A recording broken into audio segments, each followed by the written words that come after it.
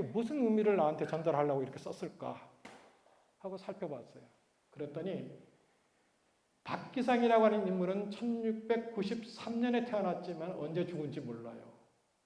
그런데 이만영이라고 하는 사람은 1686년에 태어났고 1734년에 죽었다는 인물은 제가 전주 이시 효령대군 정호경파 세보를 가서 확인했습니다.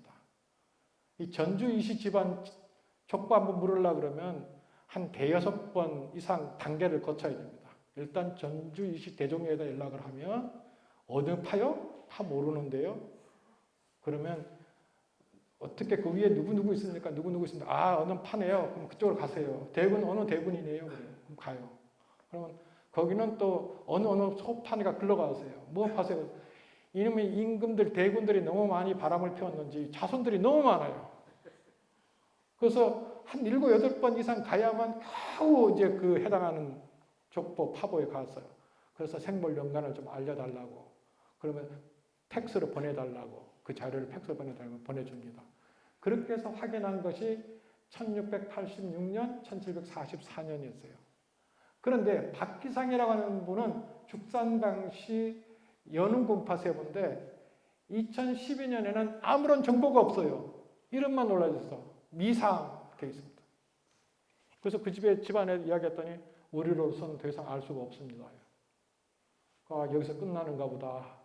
어떻게 되나 했어요. 그런데 사마방목을 보니까 그 위에 왔다 갔다 해서 보니까 급제한 기록이 나와요. 사마방목에. 그래서 저 1693년 생년은 나오더라고요.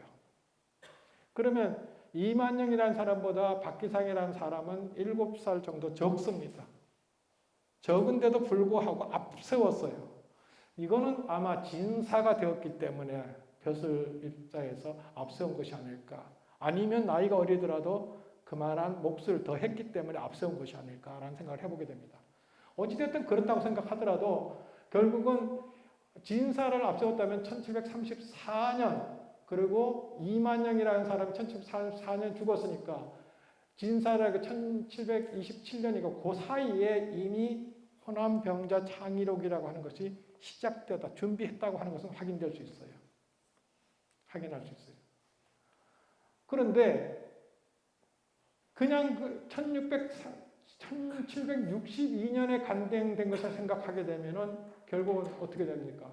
약 한 30년 가까이, 26년, 늦어도 26년이나 준비해서 호남병자 창의록이라고 하는 것이 간행되어졌음을 알려준 것이었어요.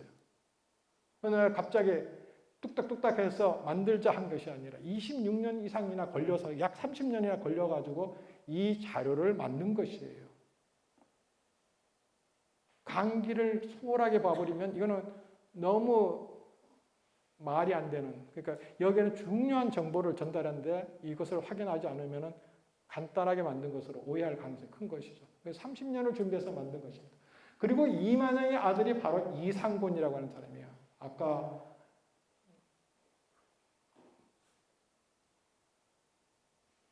여기 제일 끝에 나왔죠? 이상곤. 이 사람이 이만영의 아들입니다. 그러니까 마지막에 그 수정 변류사로서 그 뜻을 이어받아가 끝내 간행을 했던 것입니다. 그러니까 부자가 약 30여 년을 매달리며 가면서 이 기록물을 만들어낸 것입니다. 그러니까 여러분들이 이 문헌들을 하나하나 볼 때마다 거기에 이름만 적혀 있고 아무것도 없다고 해서 에이 이거 엉터리구만 이렇게 생각하시면 다 한문입니다. 그래서 그러한 것들을 여기서는 알려주는 자료입니다. 그러니까 여러분들 그런 자료를 볼 적에 쉽게 에이 이거 엉터리야 이렇게 하시면 안 됩니다. 그네들에게는 최선의 노력을 다해서 모은 것들입니다.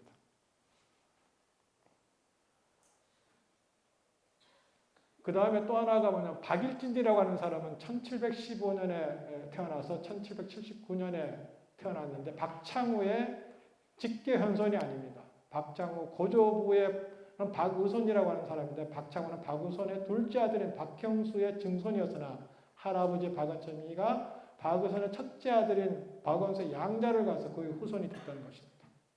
그래서 박일제는 박의선의 셋째 아들인 박의선 7세손입니다.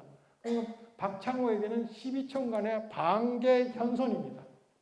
그리고 박충정이라고 하는 이도 결국은 보면은 박일진과는 15촌간의 족숙과 족줄 사이입니다. 그러니까 이 순천 박씨들이 형제간에 서로 우애를 돈독해 가지고 자기 집안의 기록을 하려고 애썼던 이 아까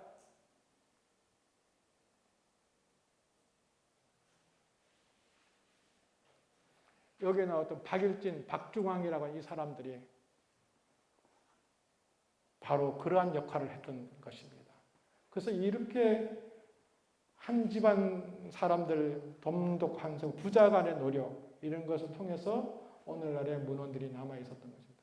그래서 이 간기라고 하는 부분들을 쉽게 간과해서는 안 되는 것들이 꽤 많은 정보를 제공해 주고 있다고 하는 것이죠. 찾아보면은.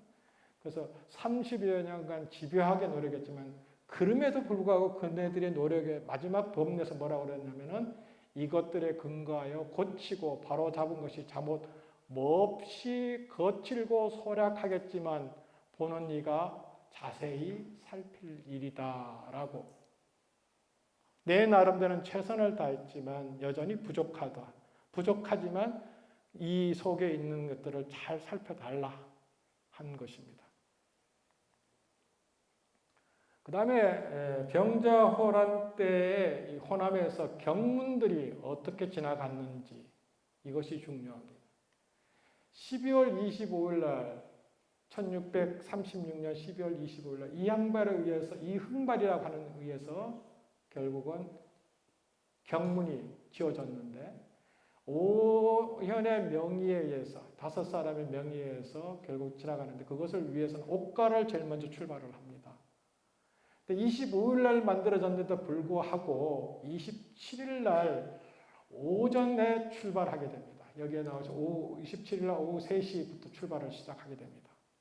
그러면 아마도 그 나머지 4사람에게 내가 경문을 이렇게 썼으니 어떻게 생각하느냐 라고 검토를 거치지 않았을까. 제 추론입니다. 이거는 제 추론. 그렇게 해서 여기에 나온 것처럼 27일 창평, 광주, 남평, 능주, 화순, 동북, 나간, 흥양, 보성, 장흥, 해남, 진도로 가는 것입니다. 이게 파발마가 지나갑니다. 지나가면 반드시 거기는 받은 사람이 서명을 해야 됩니다. 그리고 다시 보낼 적에 저쪽에 보낼 때 서명을 해야 되고요. 그래서 기록이 나와 있습니다. 그래서 이거를 보니까 우리 제자가 이렇게까지 잘 해줬습니다. 옥가에서 창평, 광주, 남평, 능주, 화순, 동북 뭐 이렇게 쭉 나간으로 쭉 가져왔어요. 결국은 저 위에 영광과 한평과 고청, 고부 또 순천만 빼고 나면 이렇게 가기 위해서 이보다 더 지름길은 없을 거예요. 그 당시에 도로망을 생각한다면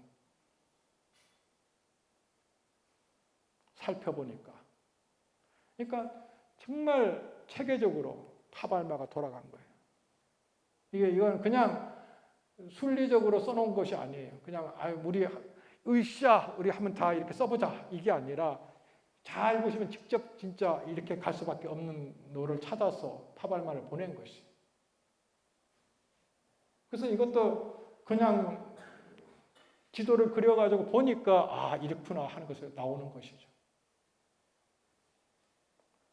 그래서 이게 호남 병자 창의를 어떤 사람들은 그냥 뭐 적당히 모은 것이다라고 하는데 결코 그렇지 않다라고 하는 것을 말씀드리는 것입니다. 이걸 보게 되면. 그래서 어쨌든 여기에 보면 밤낮을 안 가리고 뭐 했고 거기에 뭐라고 써놨냐면 이때 밤낮 없이 차례대로 전령을 띄우며 일각을 지체하지 말되 해당 고을의 도유사가 혹 먼 곳에 있어서 만약 기어이 통지한 뒤에 다른 고을로 보내야 한다면 반드시 시각을 지체하는 염려가 있어도 각 거울의 향소는 시각을 써놓고 서명을 하라 해요. 왜냐하면 안 받고